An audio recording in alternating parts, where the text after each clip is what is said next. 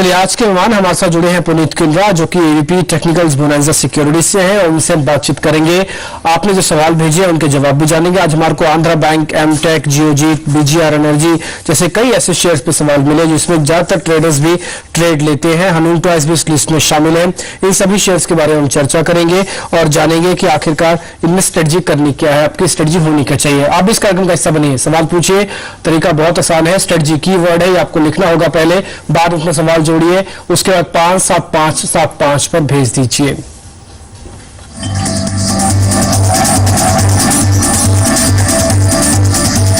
इस बीच power finance corporation के regarding एक खबर आ रही है कि कंपनी की एनसीडी के जरिए रकम जुटाने की योजना है। नॉन कन्वर्टेबल डिबेंचर्स होंगे जिसके जरिए रकम जुटाई जाएगी।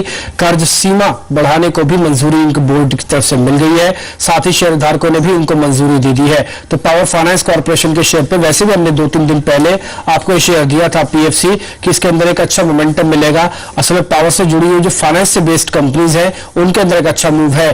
302 इसके लिए सप्लाई जोन जरूर होगा, लेकिन एक बार पार करेगा तो बहुत तेजी से ऊपर चलेगा। आप इस पर दें। फिलहाल अभी 299 250 के आसपास है, लेकिन यह बढ़त भी इसको 5 रुपए ऊपर ले आई है।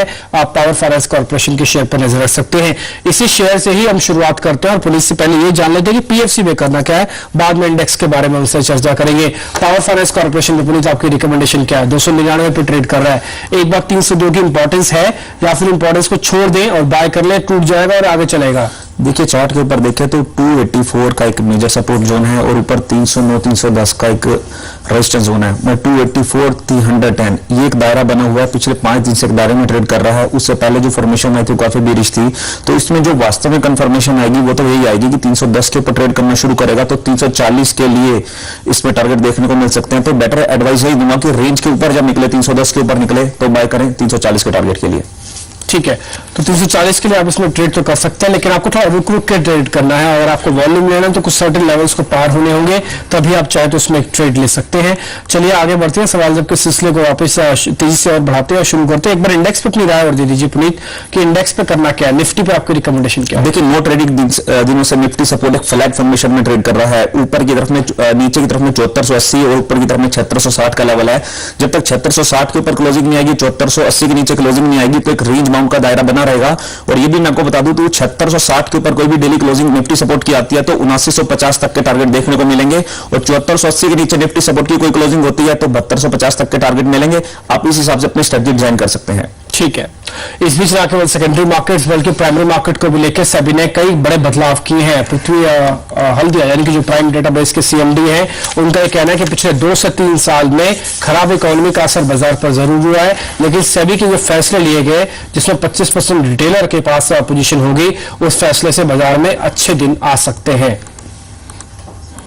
मेरा ये मानना है कि सेबी मार्केट को रिवाइव भी कर सकता है। सेबी का काम मार्केट रिवाइवल जो है वो इकोनॉमी पे और सेकेंडरी मार्केट के मूवमेंट्स पे डिपेंड करता है।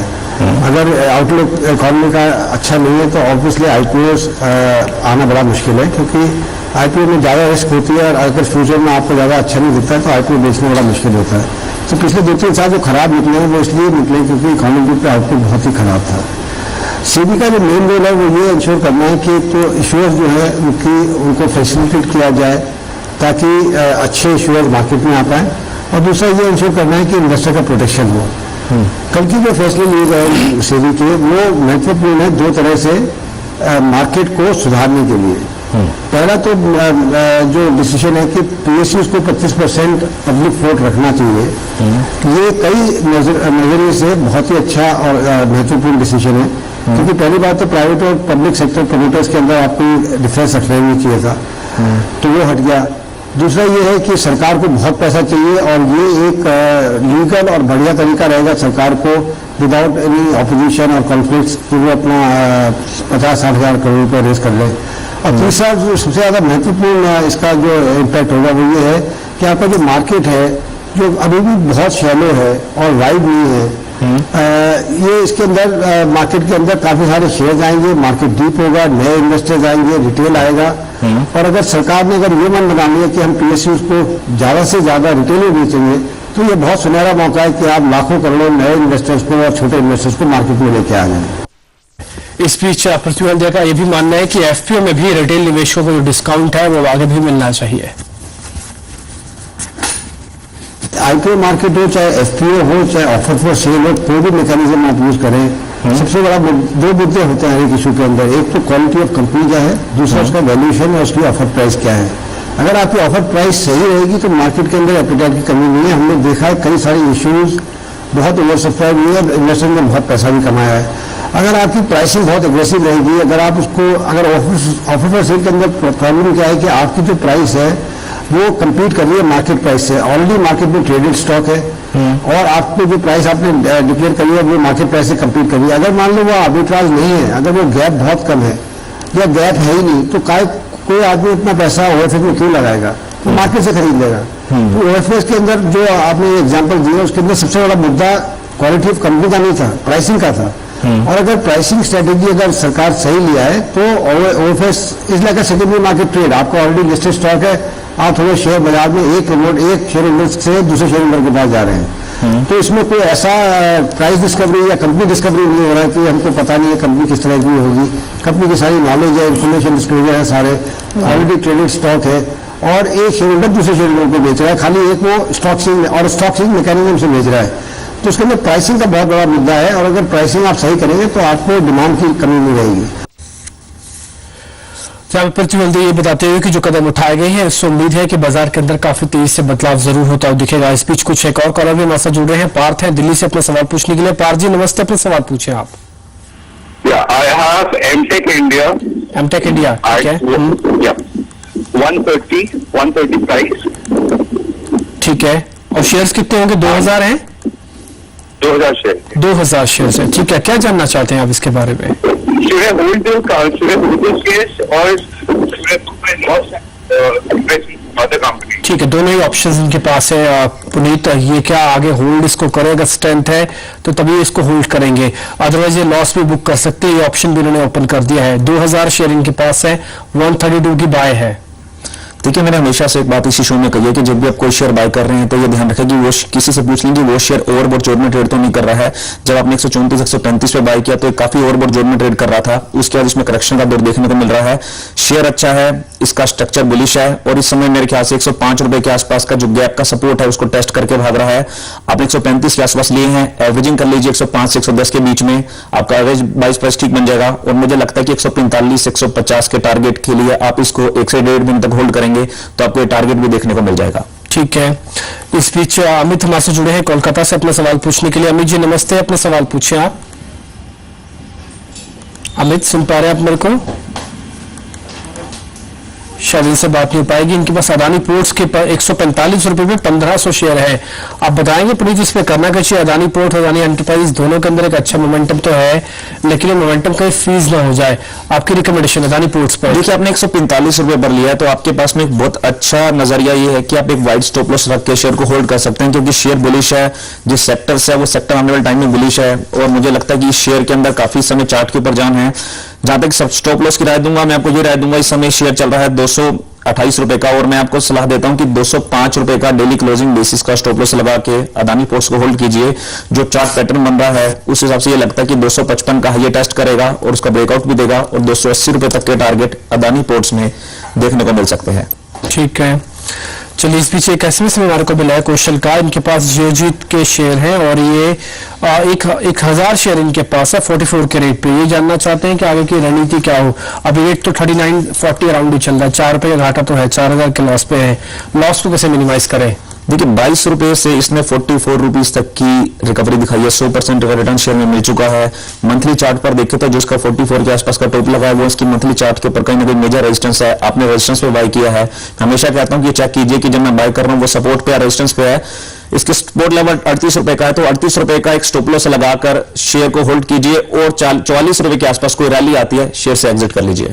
ठीक है, तो किसी भी रैली में आप इसमें निकले, 44 की आपकी बाय है, 44 की एक सप्लाई भी है, तो आपको यहां से निकलना ही होगा। धीरे धीरे आप कोशिश करें इन शेयर्स को बेचते हुए चल सकते हैं।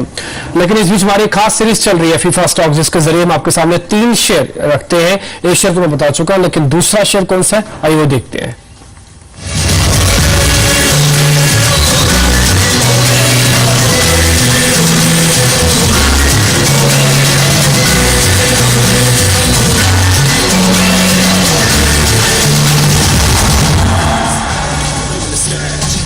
तो मनीष हमारे साथ जुड़े हैं बताने के लिए फीफा स्टॉक। इस बीच आईएमडी के हवाले से भी खबर यह है कि मानसून आगे बढ़ रहा है, उत्तरी कर्नाटक और तेलंगाना में पहुंच चुका है। इसका पूरा अपडेट अभी थोड़ी देर मिलेंगे, लेकिन पहले फीफा स्टॉक देखते हैं और मनीष से जानते हैं आज का शेयर कौन सा। मनीष बताएं।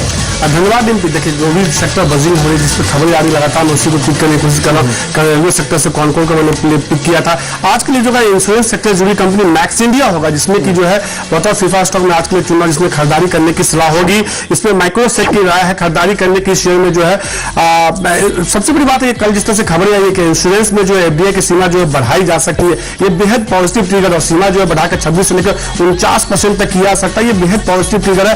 मैक्स इंडिया जैसी कंपनी, खासतौर पर मैक्स इंडिया इस सेगमेंट में जो है देश की एक लीडिंग कंपनी में से है। कंपनी के बारे में कुछ बात करें, अगर कंपनी का प्रॉफिट अगर चौथी तिमाही के नतीजों को देखा जाए तो कंपनी का चौथी तिमाही के नतीजे काफी शानदार देखने को मिले थे। कंपनी का प्रॉफिट में करीब 82% का, जब 82-83% का जंप देखने को मिला था, जबकि अगर सेल्स की बात करें उसमें 52% का जंप देखने को मिलता है। यानी कि नतीजे काफी शानदार देखने को मिले थे।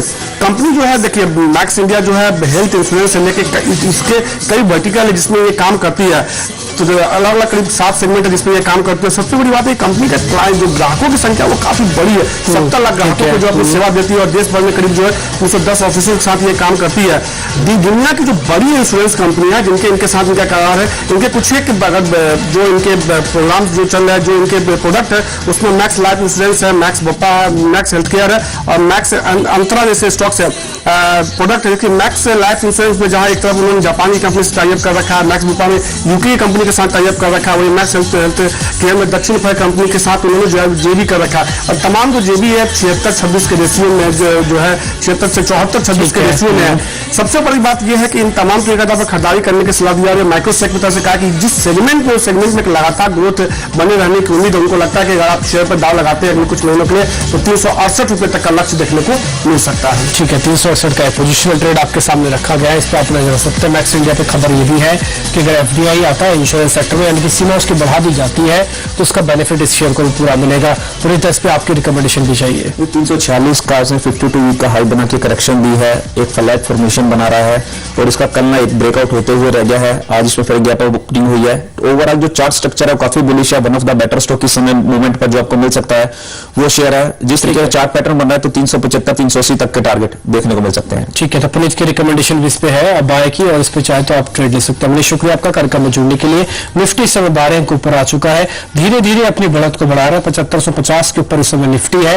ये ध्यान देने वाली बात होगी आज का निफ्टी का मोमेंटम हालांकि पूरी तरह से फेडेड है, लेकिन लेवल्स के हिसाब से निफ्टी कैसे प्ले करता है। ये 7480 तो किसी तरह से बचा रहा है कि अपनी रेजिस्टेंस जोन 7600 को भी एक बार पार करके ऊपर निकलेगा, अब ये देखना होगा। चलिए आगे बढ़ते। एक एसएमएस हमारे को और मिला है रोशन का, ये भिवानी से है, इनका भी एसएमएस लेंगे, लेकिन इस बीच एक कॉलर हमारे साथ जुड़ चुके हैं, पहले उनका सवाल ले लेते हैं। दीपक पंत है लखनऊ से अपना सवाल पूछने के लिए। दीपक जी नमस्ते, अपने सवाल पूछिए आप। जी पूछिए सर। नमस्ते। मेरे पास 250 शेयर है 230 के रेट पे, 230 के रेट पे 250 शेयर है। ठीक है, अब आप क्या जानना चाहते हैं इसके बारे में? ठीक है, पूछ लेते हैं हम आगे की इसमें रणनीति क्या होनी चाहिए। पुनीत इस पे आपकी रिकमेंडेशन। बीजीआर के साथ एक चीज तो बिल्कुल तय है कि इसके अंदर मोमेंटम बहुत ही स्ट्रांग मिलता है। जब ये शेयर चलता है तो बहुत तेजी से चलता है, भले इंडेक्स वहीं का वहीं खड़ा रह जाए।